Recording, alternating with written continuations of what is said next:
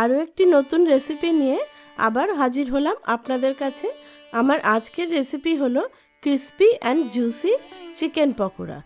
এই শীতকালে এরকম মুচমুচে চিকেন পকোড়া কিন্তু খেতে খুবই মজাদার লাগবে। নমস্কার, আমি সহেলি, আপনাদেরকে আমার চ্যানেলে স্বাগত। এর জন্য আমি 500 গ্রাম বোনলেস চিকেন নিয়েছি। চিকেনগুলো আমি এরকম সাইজ পিস করে নিয়েছি। এবার আমি অর্ধেকটা পাতিলেবুর রস দিয়ে দেব। তবে পাতিলেবুতে যদি রস কম থাকে তাহলে কিন্তু গোটা পাতিলেবুটাই দিতে হবে।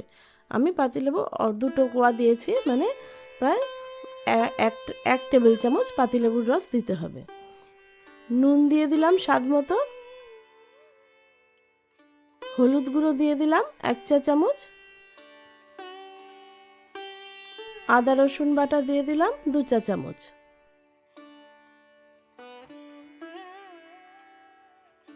চাট মশলা দিয়ে দিলাম 2 চা চামচ। গোলমরিচ গুঁড়ো দিয়ে দিলাম স্বাদ মতো। আমি 3টে পেঁয়াজ আগে থেকে কুচি করে রেখেছিলাম, সেই পেঁয়াজ কুচি দিয়ে দিলাম। ঝালটা আপনারা আপনাদের স্বাদ মতো দেবেন। এবারে ভালো করে মাংসটাকে ম্যারিনেট করে নিচ্ছি। আমি মাংসটাকে ম্যারিনেট করে 3 ঘন্টা রেখে দিয়েছিলাম। 3 ঘন্টা ফ্রিজে রেখে দিতে পারেন।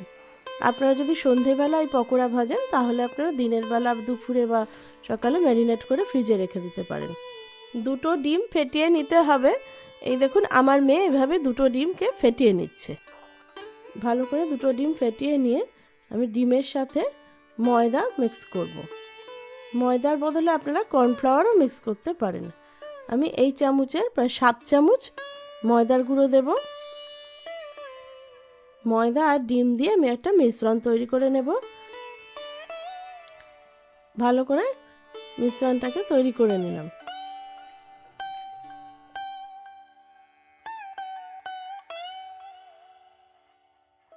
এবারে ম্যারিনেট করা চিকেনগুলো আমি এই ময়দার গোলায় ডুবিয়ে নেব ভালো করে।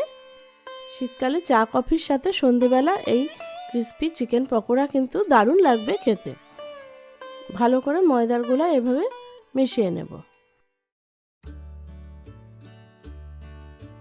আর একটা প্লেটে আমি এরকম ব্রেড ক্রাম্ব রেখে দিয়েছি। ময়দার গোলায় ডুবিয়ে ব্রেড ক্রাম্ব দিয়ে ভালো করে পকোড়াগুলোকে এরকম মুড়ে নেব। এই প্রসেসে একবার করে দেখবেন, অসাধারণ লাগবে খেতে পকোড়াগুলো। এরকমভাবে ময়দার গোলায় ডুবিয়ে ব্রেড ক্রাম্ব দিয়ে পকোড়াগুলো মুড়ে পাশে একটা প্লেটে আমি রেখে দিচ্ছি। একটা প্লেটে যতগুলো পকোড়া ধরে একবারে করে নিয়ে সবগুলো একসাথে ভাজবো। আপনারা চাইলে এরকমভাবে ব্রেড ক্রাম্বে মুড়ে ফ্রিজে রেখেও দিতে পারেন, আপনাদের সময় মতো ভাজতে পারেন। এবারে আমি গ্যাস অন করে কড়াই বসিয়ে দিলাম। সানফ্লাওয়ার অয়েল দিয়ে দিলাম কড়াইতে। ডুবো তেলে কিন্তু ভাজতে হবে পকোড়াগুলো। এবারে এক এক করে সব পকোড়াগুলো দিয়ে দিচ্ছি। মিডিয়াম আঁচে পকোড়াগুলো ভাজতে হবে।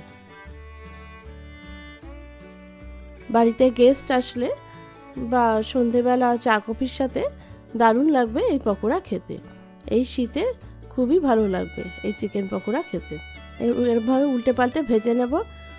গ্যাস ওভেনের আঁচটাকে মিডিয়ামে রেখে ভাজতে হবে। বেশি তাড়াতাড়ি ভাজলে কিন্তু ভেতরটা কাঁচা থেকে যাবে, তাই একটু টাইম নিয়ে মিডিয়াম আঁচে রেখে আস্তে আস্তে ভাজতে হবে। একটা সাইড হয়ে গেলে এরকম উল্টে উল্টে অপর সাইডটাও করে নিতে হবে। অসাধারণ খেতে হবে এই পকোড়াগুলো। ওপর থেকে ক্রিস্পি কিন্তু ভেতরে জুসি। পকোড়া প্রায় ভাজা হয়ে গেছে। এইভাবে বাকি পকোড়াগুলো ভেজে নেব। এবারে একটা প্লেটের মধ্যে পকোড়াগুলো তুলে নিচ্ছি। খুবই সহজ পদ্ধতিতে আমি এই চিকেন পকোড়া তৈরি করেছি। আপনারা যে কোনো সময় বাড়িতে বানিয়ে নিতে পারেন। পকোড়া রেডি। এবার এটা প্লেটে তুলে নিচ্ছি। এই দেখুন পকোড়াগুলো কি সুন্দর দেখতে হয়েছে। খুবই অসাধারণ খেতে হবে এই পকোড়াগুলো। আমি এই পকোড়াগুলো স্যালাড, শসা কুচি, পেঁয়াজ কুচি আর টমেটো কেচাপের সাথে সার্ভ করেছি। আপনারা আপনাদের পছন্দ মতো আইটেমের সাথে এই পকোড়া সার্ভ করবেন।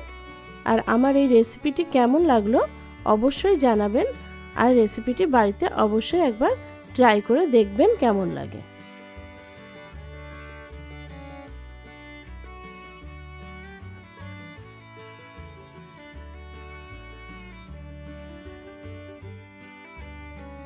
আমার চ্যানেলটি যদি ভালো লেগে থাকে তবে লাইক, শেয়ার আর সাবস্ক্রাইব করতে ভুলবেন না। আর সাবস্ক্রাইব করে বেল আইকনটা কিন্তু অবশ্যই প্রেস করে দেবেন, যাতে যে কোনো নোটিফিকেশান আপনাদের কাছে পৌঁছে যায়। নমস্কার।